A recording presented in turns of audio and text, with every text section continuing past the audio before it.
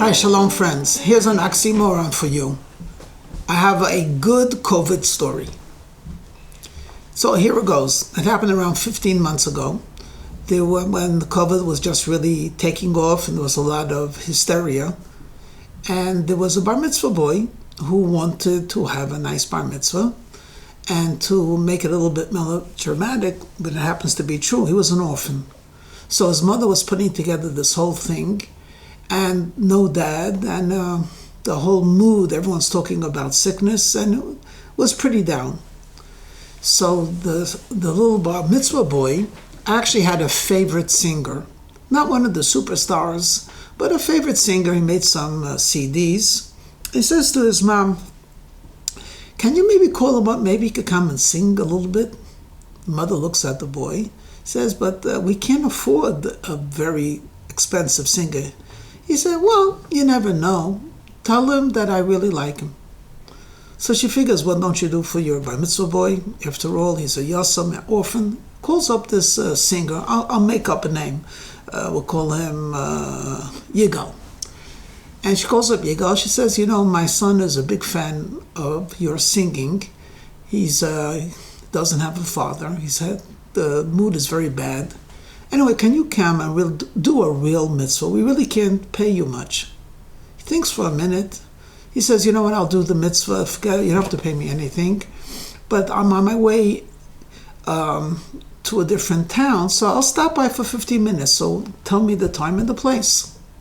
He shows up. It's a small gathering, but the boy is ecstatic. His Yigal hero is here. He runs over and he, like a big boy, gives him a handshake and he says, "Thank you so much for coming." And right away there's like chemistry, and this boy and the singer Yigal is happy that he's there. So he begins to sing, and the mood was so nice and warm that he keeps on singing, and he basically interviewed each boy, asked them what's their favorite song, would they like to sing with him. 2 hours passed beautifully. Yigal felt like $1 million. He had to call up and say he's going to be late, and the bar mitzvah boy was in seventh heaven. Okay, he goes home. He feels really good about himself. And the next day he gets a phone call from the mother with good news and bad news. Good news is that he actually made a bar mitzvah that this kid and all of his friends will never forget. The bad news is that the kid was tested positive for COVID, and everyone has to legally be quarantined, and she's really very sorry because she knows that he has different things to do and so on, but legally he has to be quarantined. He thanks her, and of course he's really upset. Why did this happen to me? I just did a mitzvah, and I have to change my itinerary for 2 weeks. Not only that, he actually got the COVID. Not terrible. He recovered at home. But for around 4 or 5 days, he was absolutely flu-like symptoms, miserable. And the thing that keeps coming into his head is, I did a mitzvah, did a good deed. I didn't get paid for it. And this is the response. Okay. Well, so where's the good story? Well, here it comes. 2 or 3 months later, he gets a phone call from America. There's a very big organization. They deal a lot with broken families, and they were going to make a bar mitzvah for like 12 or 13 families. This was a big thing, and there's going to be a lot of people coming. It's going to be Zoomed live all over the world, and they're looking for a singer. Now it comes with a catch. No one wants to be exposed to COVID, so the only people that they're looking for is people that had COVID. By any chance, did he perhaps have COVID? Because if yes, they're going to pay his ticket and an extravagant amount of money for his singing, and of course it puts him on the chart as an international star. And of course he said yes to everything, and he had a great evening. And suddenly the tune in his head changed. Thank you, Hashem, for the COVID. Thank you, Hashem, for the COVID. Because without the COVID, I would never have gotten stardom in this way, nor would I have gotten such a lucrative contract. So, why am I sharing this with you? Because we could all use a little up, and basically just to be reminded of, don't complain. The Rebbes, many of the Hasidic Rebbes would say, if you complain, it gets worse. If you praise Hashem, it gets better. And they said the following, though I'm changing the language, it's actually their thought. They gave an example. There was once a fellow who was a wood chopper, lived in a forest, and he chopped wood for a living. Obviously, he did not make a lot of money, but he was able to support himself honorably.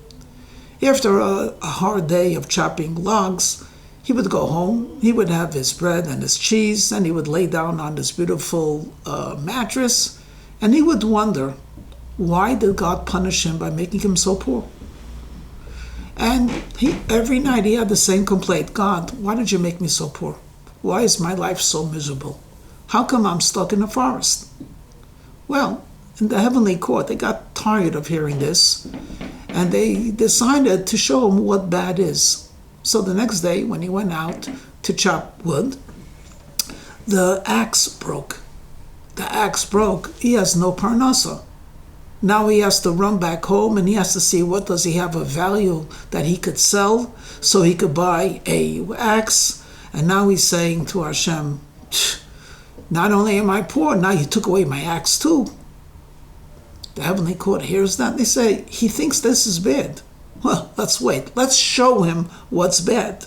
Well, he finally gets a new axe, and as he's using this new axe, something goes wrong. He's not used to the weight and the angle, and one of the splinters of wood hits him on his leg, and now he has pretty much not a busted leg, but a leg that's incredibly painful. After a day's work, he goes home. I am poor, that's bad. My axe broke, that's bad. Now, my foot hurts, oh, this is even worse. Heavenly court hears this, and they say, oh, he thinks this is bad. Let's show him what's bad. Anyway, to make the long story short, he loses his house, he loses his health, he becomes a pauper, and each time another catastrophe happens to him, his complaint keeps on saying, as a long litany of complaints. You made me poor, you broke my axe, you hurt my leg, you took my house. It's all bad, bad, bad, bad, bad. Why is it so bad? Until finally, the heavenly court said, he thinks this is bad. Let's really make it bad. They made him with a skin disease. He became so ugly, he couldn't even beg for food. So that night, he lays down outside, and he has no more complaints because it can't get any worse. To his great surprise, he slept. He woke up in the morning, and he just felt different. And he said, wow, I'm alive. Just when I thought I was going to lose everything, I have my life. Oh, this is good. I could see, I could hear, I could smell. And he begins to stretch. And the heavenly court says, he said this is good. He thinks this is good? Let's really make it good. And suddenly he looks at his hands and his feet, and he feels the skin. His skin disease went away. Wow, this is fantastic. Oh, this is so good. I'm alive, and people can look at me. I can now go begging again. And the heavenly court says, he thinks this is good? Well, let's show him what's good. He comes into the first house. Instead of getting a couple of pennies, he's given a job offer. He can't believe it. This is so good. I woke up in the morning and I have healthy skin, and now I have food to eat and I have a job. And the heavenly court says, he thinks this is good? Just wait. We'll show him what's good. Let's make it a little bit exciting. And he meets the guy's daughter, and they live happily ever after. So what's the thrust of the story? If you complain, it gets worse. If you praise, it gets better. So why don't we begin together? It's good. We're alive. We're Jews. We have family. We have community. We have health. We have wealth. We have food. We could go through this long list. There is only one thing that we could truly say needs improvement. And that is the Mashiach hasn't come. So, you know what? We're throwing away all our other complaints. We don't have any complaints. But we do have a fervent wish and a fervent desire. Please, Hashem, Golus, as good as it is, and we're thankful for everything you give us, it's not good. Please bring Mashiach now.